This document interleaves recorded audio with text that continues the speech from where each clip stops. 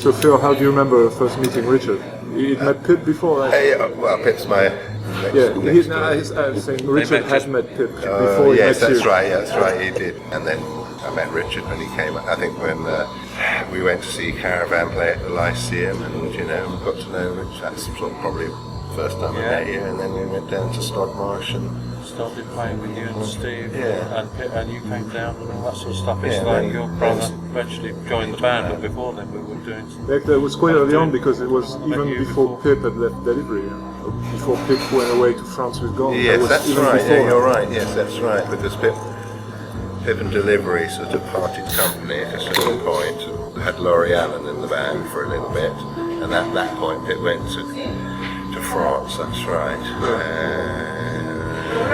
So you made regular visits to Stodmarsh Road and pretty much brought your guitar not and stuff? so much regular, but occasionally, and obviously Richard and I had a sort of empathy, but he was obviously busy. But I remember going down to Stodmarsh to see Richard, independent of anybody, but I can't remember how many times. I said half a dozen times or something like that, wasn't it? Something like that. There's even a cassette. There's even a cassette of that. Yeah, Pa used to come round, and Richard Coughlin came round, so he must have been still the Caravan. We used to live at a place called Stodmarsh, which was just off the golf course, basically. Actually overlooked the golf course. Stodmarsh Road, over by things. That's where Caravan kicked off. And Richard and I knew each other before. He left Caravan, and my brother joined Caravan, and then they both left more or less at the same time. Yeah.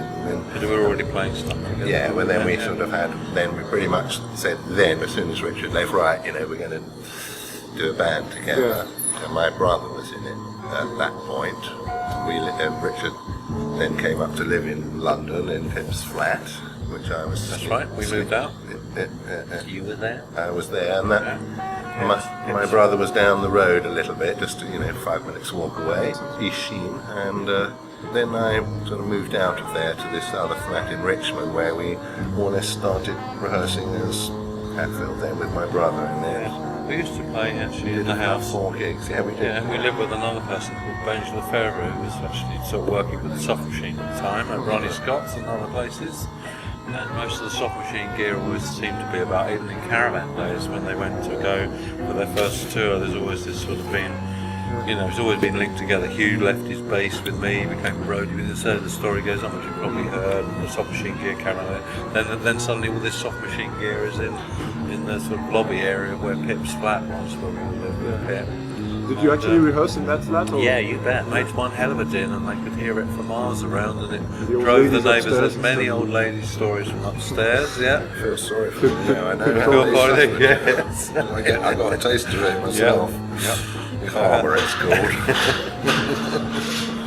But so that's that. And then I think my brother sort of decided that the band was a bit too sort of strict and writing. Yeah, it was going in the opposite direction. Yeah, he wanted to play with Lol and all that. Yeah, he was playing with Lol, wasn't he? Yeah, so then we asked... in fact, that actually thing brought us together, because in the first recordings were with Lol's studio in the Primrose Hill, off the Roundhouse. That's right, and that's where we first started trying out our tunes together. Yeah, that's right. That's where the things like Big Jobs came from, and Bossa Nova No Chance.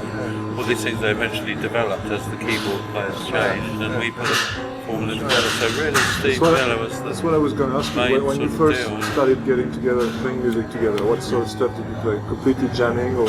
It was looser, because Steve was in the band, he liked to be a bit more freeform. I mean, Phil's always had his things constructed. Mine have always been pop tunes and things, less off the jazz thing, but I found I had a good sort of empathy with Steve, because he was in the band a year, and we made that album Waterloo Lily. I mean, I played with Phil before, and we invited you to play on Waterloo Lily, and I think my idea was, we can do this sort of stuff if I use a Miles Davis riff from Jack Johnson, which meant, you just get him in the studio. No, that's right. We had Lol there as well. And it was really good fun. And then from that, I think the Lol, we did a few things with Lol and stuff. Yeah, that's right.